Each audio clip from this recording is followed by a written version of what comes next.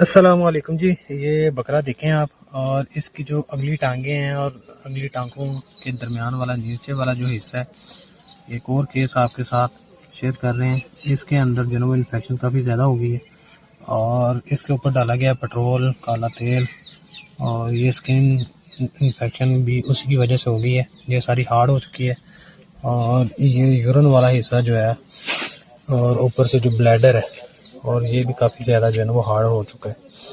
Time से अपने जानवरों को चेक करें और टाइम से इलाज करें, बजाय इसके कि पेट्रोल डाल के जानवरों का सत्यानाश हो। उससे पहले पहले अपने जानवरों को अच्छा ट्रीटमेंट करवाएं ताकि आपका जानवर जो है ना वो बेहतर परवरिश भी पाए और सेहतमंद भी रहे। अब ये जानवर जो है ना वो तकलीफ की वजह से खुद खड़ा भी नहीं हो सकता, इसको खड़ा करना पड़ेगा, फिर बाद में दिखाते हैं। सब एडा शियार आ रहा फदिंदा हुन ताई ते हो जावे आ छड़ा मारदा फदिंदा ही नहीं।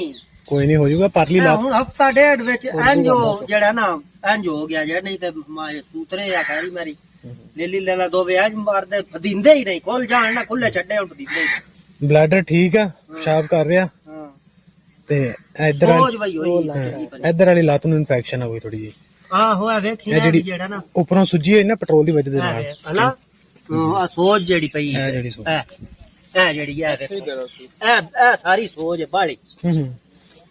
चलो ठीक है, टीके लेके सुबह शाम लाने हैं, अल्लाह खैर करूंगा। ठीक होगी बिल्कुल, बड़ी मेहरबानी होगी ते आगे करो बादशाह, कोई नहीं खर्चे पानी दी कोई नहीं जेड़ा मतलब कि अल्लाह खैर करे, अल्लाह ताला सेहत दे।